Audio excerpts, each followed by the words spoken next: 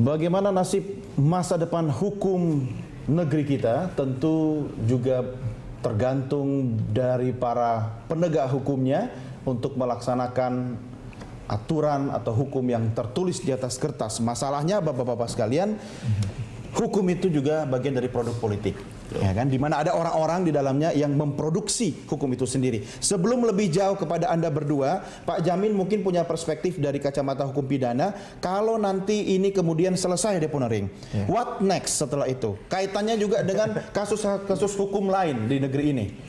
Pertama sih tentu kita tidak punya lembaga yang bisa menganulir atau lembaga yang bisa menyatakan bahwasannya ini akan tidak sah ya deponering. Tidak ada PT UN buat deponering gitu ya. Karena terus terang ini kalau memang keputusan pejabat negara, tetapi ini masuk wilayah peradilan gitu loh. Jadi nggak bisa objek dari PT UN juga. Nah ini yang menjadi permasalahan.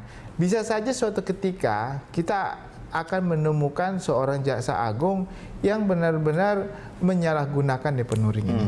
Kalau yang sekarang menurut Anda bagaimana? Ya berdasarkan alasan-alasan yang dikatakan tadi kan sudah kita lihat bahwasannya demi kepentingan umum dengan beberapa uraian.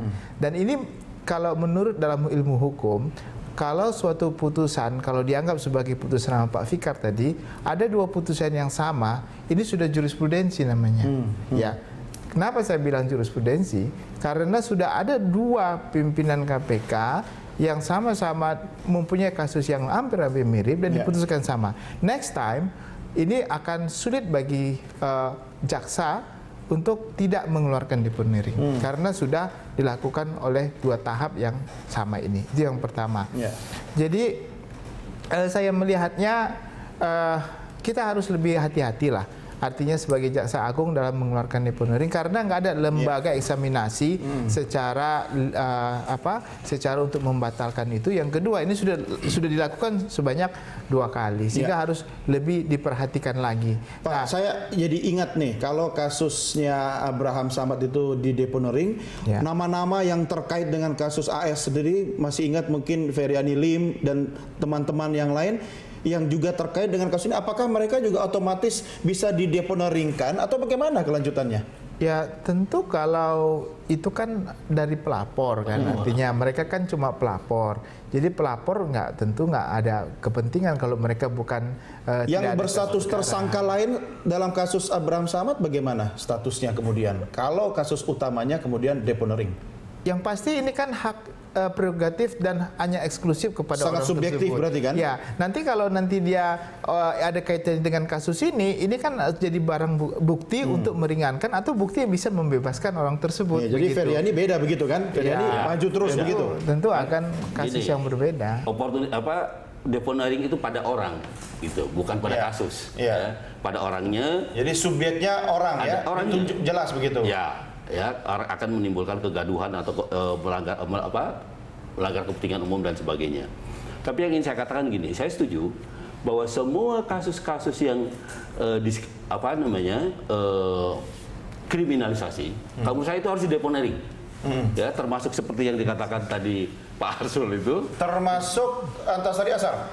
Oh enggak, kan gini, itulah yang diminta oleh kan aromanya juga kriminalisasi, gini. Walaupun itu kasus pembunuhan. Justifikasi kriminalisasi nggak bisa kita nggak bisa bilang ini kasus kriminalisasi, ini enggak, itu agak sulit Pak. Kita harus dilihat teks dan konteksnya. Melihat sebuah kejadian itu dilihat konteksnya juga gitu. Kenapa dia timbul? Kenapa harus 12 tahun sesudah terjadi itu baru dituntut? Terminologi kriminalisasi selama ini kita salah. Saya ngerti. Kriminalisasi itu sebuah kejadian yang belum ada hukumnya dimasuk ke dalam pidana. Jadi kalimat kriminalisasi. Tapi dalam konteks satu peristiwa itu kita maknai seperti itu. Bahasa umum.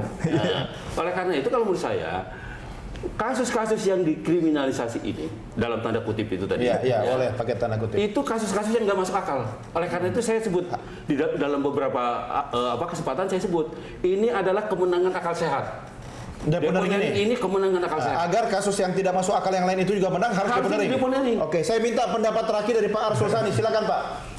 Pak Fikar mengatakan yakin 100%, hakul yakin, ilmul yakin, ainul yakin bahwa kasus-kasus itu adalah kasus-kasus yang dikriminalisasikan, artinya kejadian yang dikriminalisasikan, harusnya Pak Fikar itu tegas mengatakan, saya ingin membuktikan di depan sidang pengadilan bahwa kasus ini adalah kasus kriminalisasi, ya. Tapi jangan menggunakan instrumen lain. Kalau itu loh. kasusnya tidak Kalau masuk akal, kemudian, jadi yang harus diminta Pak Fikar adalah memproses supaya dilimpahkan ke pengadilan. Itu Anda Sebab cara kalau instrumennya deponering seperti yang tadi kita satu-satu, Pak. sampaikan, Hukum itu in yang between, berdiri. ya, menjadikan orang Hukum sampai matinya antara Ya. bersalah dan tidak Oke, bersalah. baik. Dipengaruhi oleh Itu. politik. Bapak-bapak, Keinginan Anda Ya.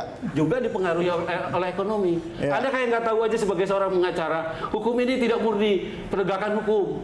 ya, oke, Anda baik. tahu sendirilah itu. Baik, saya harus mengakhiri sampai di sini. Pak Arsul Sani sudah mewakili wakil rakyat kita dari Komisi 3. Terima kasih atas pendapat Anda, Pak Sani. Terima kasih, sampai berjumpa lagi dalam kesempatan. Dan Terima juga kasih. buat Terima Pak kasih. Fikar, terima Ya. kasih Pak Fikar, Pak Jamin, terima Ya, kasih. terima kasih. Kita semua tentu berharap ini bisa memberi, ya, paling tidak energi baru bagi upaya pemberantasan korupsi. Apapun wacana atau perspektif Anda bertiga masing-masing. Terima kasih, selamat malam, sampai ketemu lagi. Dan pemirsa, demikianlah Prime Time Talk untuk edisi malam hari ini.